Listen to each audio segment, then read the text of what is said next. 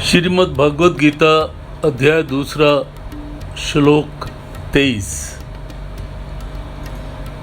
भगवान श्री कृष्ण कहते हैं, मनुष्य जैसे पुराने कपड़ों को छोड़कर दूसरे नए कपड़े धारण करता है, ऐसे ही देही पुराने शरीरों को छोड़कर दूसरे नए शरीरों में चला जाता है।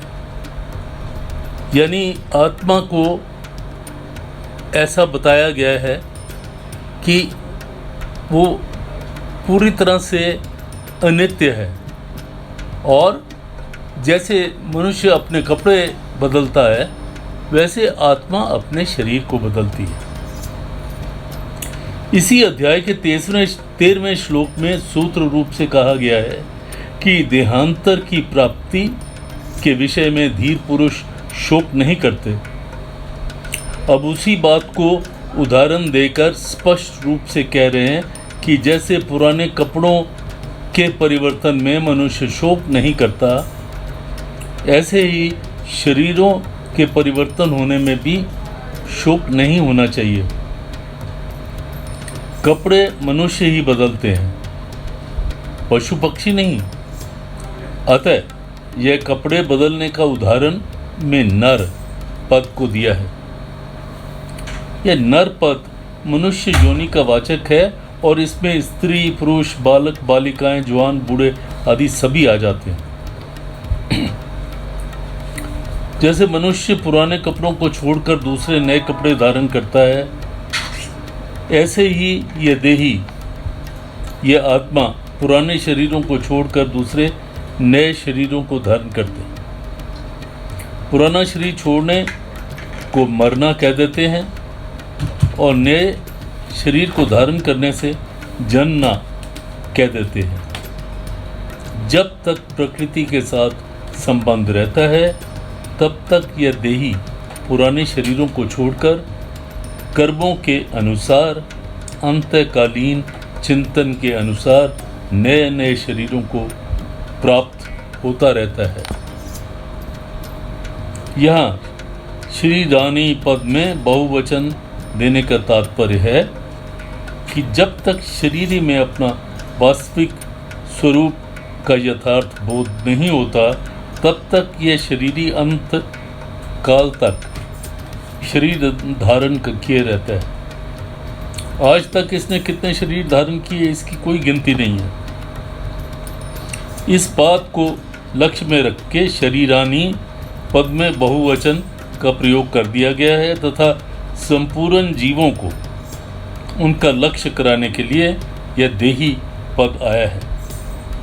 यह श्लोक के पूर्वार्ध जो जीर्ण कपड़ों की बात कही गई है, उत्तरार्ध जीर्ण शरीरों की।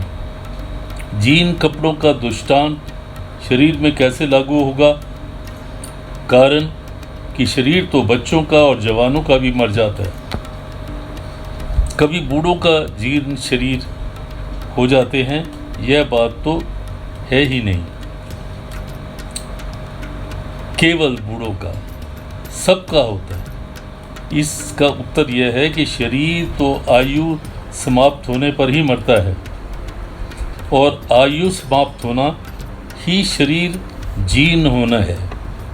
शरीर चाहे बच्चों का हो, जवानों का हो या वृद्धों का हो, आयु समाप्त होने पर वे सभी जीर्ण कहलाएंगे। इस श्लोक में भगवान ने यथा और तथा पद को देकर कहा गया है। जैसे मनुष्य पुराने कपड़ों को छोड़कर नए कपड़े धारण करता है, वैसे ही यह देही पुराने शरीरों को छोड़कर नए शरीरों में चला जाता है।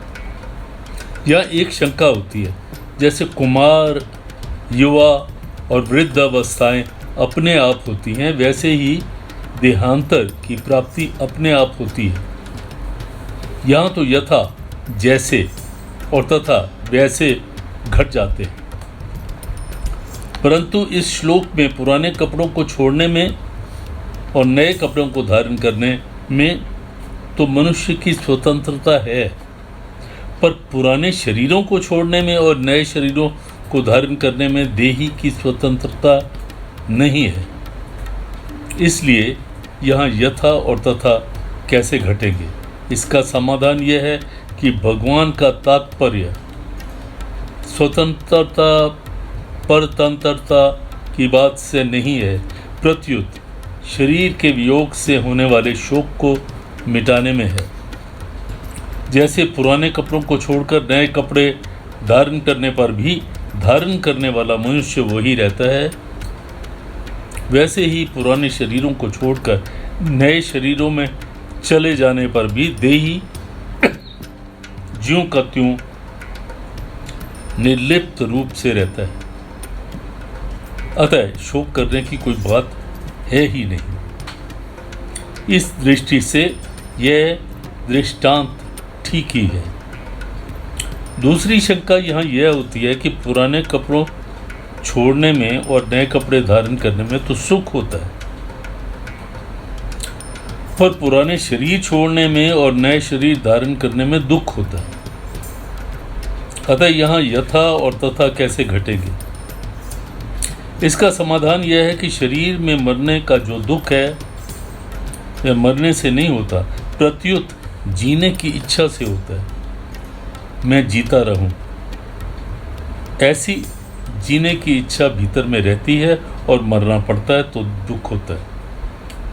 तात्पर्य यह हुआ कि जब मनुष्य शरीर के साथ एकात्मकता कर लेता है तब वह शरीर के मरने पर अपना मरना मान लेता है और दुखी हो जाता है। परंतु जो शरीर के साथ अपनी एकात्मता नहीं मानता उसको मरने में दुख नहीं होता, प्रत्युत आनंद आता है। जैसे मनुष्य कपड़ों के साथ अपनी एकात्मता नहीं मानता तो कपड़ों को बदलने से में उसको दुख नहीं होता, कारण कि वह उसका ये विवेक स्पष्टता जागृत रहता है कि कपड़े अलग हैं और मैं अलग हूँ। परंतु वही कपड़ों का बदलना अगर छोटे बच्चों के लिए किया जाए तो पुराने कपड़े उतारने में और नए कपड़े धारण करने में भी बच्चा रोता है। उसका यह दुख केवल मूर्खता से, नासमझी से होता है। इस मूर्खता को मिटाने के लिए ही भगवान ने यहाँ यथा और तथा पद देकर कपड़ों का दृष्टांत दिया है। यहाँ भगवान ने कपड़ों को धारण करने में घृणाति धारण करता है क्रिया दी, पर शरीर को धारण करने में संयाति जाता है क्रिया दी। ऐसा क्रिया भेद भगवान ने क्यों किया? लौकिक दृष्टि में बेसमझी के कारण ऐसा दिखता है कि मनुष्य अपनी जगह रहता हुआ भी कपड़ों को धारण करता है और देहांतर की प्राप्ति देही को उन देहों में जाना पड़ता है। इस लौकिक दृष्टि को लेकर ही भगवान ने क्रिया भेद किया है।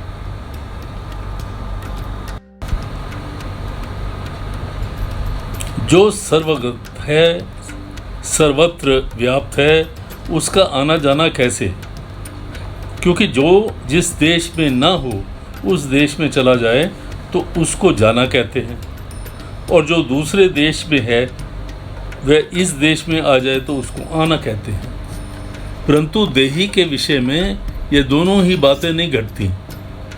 इसका समाधान ये है कि जैसे किसी के बाल्यावस्था से युवावस्था हो जाती है तो वह कहता है कि मैं जवान हो गया हूँ, परंतु वास्तव में वह स्वयं जवान नहीं होता, प्रत्युत उसका शरीर जवान होता है। इसलिए बाल्यावस्था में जो था युवावस्था में भी वही है, परंतु शरीर तादास्य मानने के कारण शरीर के परिवर्तन को अपने परिवर्तन मान लेता है। ऐसा ही आना जाना वास्तव शरीर का धर्म है, पर शरीर के साथ तदा में होने से वह अपने आप को आना जाना मान लेता है। अतः वास्तव में देही का कहीं भी आना जाना नहीं होता, केवल शरीरों के तादात्म्य के कारण उसका आना जाना प्रतीत होता है। अब प्रश्न यह होता है कि अनादि काल से जो जन्म मरण चला आ रहा है उसका कारण क्या है। कर्मों की दृष्टि से शुभ अशुभ कर्मों का फल भोगने के लिए जन्म मरण होता है। ज्ञान की दृष्टि में अज्ञान के कारण जन्म मरण होता है और भक्ति की दृष्टि में भगवान की विमुखता के कारण जन्म मरण होता है। इन तीनों में भी मुख्य कारण है कि भगवान ने जीव को जो स्वतंत्रता दी है उसका दुरुपयोग करने से ही जीव जन्म मरण होता है। अब वह जन्म मरण मिटे कैसे? मिली हुई स्वतंत्रता का सदुपयोग करने से जन्म मरण मिट जाएगा। तात्पर्य यह है कि अपने स्वार्थ के लिए कर्म करने से जन्म मरण हुआ है, अतः अपने स्वार्थ के त्याग करके दूसरों के हित में कर्म करने से जन्म मरण मिट जाएगा। अपनी जानकारी का अनादर करने से जन्म मरण हुआ है, अतः अपनी जानकारी का आदर करने से जन्म मरण मिट जाएगा। भगवान से विमुख हो जाने पे से जन्म मरण हुआ है, अतः भगवान के सम्मुख हो जाने से जन्म मरण मिट जाएगा।